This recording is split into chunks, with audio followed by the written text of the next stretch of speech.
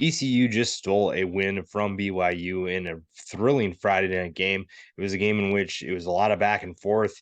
At times, ECU looked like they were going to pull away with it. Then BYU looked like they were going to pull away with it. But the Pirates come away with a win on a last second field goal by a freshman kicker. And that's something that has plagued them throughout the year. This is a team, though, that is starting to play really, really well. And their ability to handle adversity and move on quickly is their biggest asset right now. Looking at the BYU game, Keaton Mitchell is the star. When Rajay Harris went down with an injury, I think everybody knew that Keaton Mitchell was already the guy, and they knew that he was going to take on a new role, or at least a much more featured role in this offense. But he has exceeded expectations since then. And against BYU, he looks really good. He's very patient running the football. For someone who's as explosive and fast as he is, it was really good to see him be patient with his runs and not just try to take something or force the issue. He was patient. He let his blockers set up blocks for him, create open running lanes for him. And the result was really fun. 176 yards. He averaged 8.4 yards per carry and a touchdown. This offense did not throw the ball super well. At times they were pretty efficient, but there were times where they looked really, really bad too. But that's still, sometimes you just got to find a way to win. Holton Ahlers is a leader of that team and a leader of that offense, and they were able to find a way. Getting Keaton Mitchell the ball usually isn't a bad option. The defense, to me, giving up over 200 rushing yards to BYU, it showed some concerns, and at times it looked pretty bad defensively. But at the same time, this is a group that doesn't give up. They continue flying around the field. They continue making big hits, and guys like Chance Bates have been really stepping up. I mean, there were a number of plays where I saw Bates running around making big hits, and that's what this defense has been doing. Yes, there's a lot of times where it's feast or famine, but this is a group that I think is playing with a lot of energy, a lot of good energy, and it means that they're going 100 miles an hour. And most coaches would tell you that they'd rather see a guy make a mistake going as fast as possible and giving as much effort as they can than to be a slacker and do it at half speed. So this is a defense that you're going to have times where you get beat and get gashed. And we saw that plenty tonight. But this is an ECU team that does not quit. When you look at, they just became bowl eligible with the win. They are sitting at 6-3. They are 4 points away from being 8-1. And now you think about how good we feel about them right now. Imagine if they were 8-1.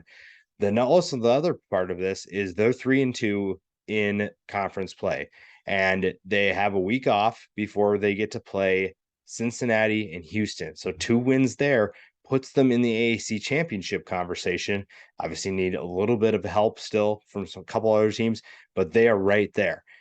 The best thing for this team is when you look at their losses, they have bounced back from those losses. And even in the past few weeks, they just beat BYU.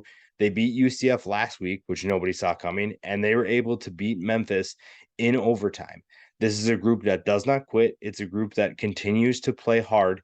And there are some talented players on this team. Keaton Mitchell is one of them. He's one of the most explosive players in the country. I think that he's going to be playing in the NFL when it's all said and done. He is that good. And I think that even with the kicking struggles, we saw it even in the BYU game. They missed a kick earlier in the game, and it came down to a last second field goal. You knew that it was going to be a difficult time, and everybody's going to be stressed about what the outcome was because the kicking game has struggled so much. I mean, kick after kick after kick has been just a really frustrating thing. And again, it's a big reason why ECU is 6-3 and not 8-1 is the kicking game. You look at the first game against NC State, 2 missed kicks and even the blocked punt for a touchdown that cost them a game. The Navy game, a missed field goal again cost them a win. So that's something that was, we weren't really expecting to go really well, but in the end, they found a way to win. They found a way, and they had a freshman kicker come in a clutch moment. BYU used all of its timeouts to try and freeze him, and he still came in, and it was an ugly kick, but it was a line drive kick that went through the uprights. It gives ECU the win. And to me, this is a resilient team that is going to be tough to beat no matter who you are. Now, BYU on the way down. That's kind of a disappointing loss for them when you look at what we expected from them coming into the season.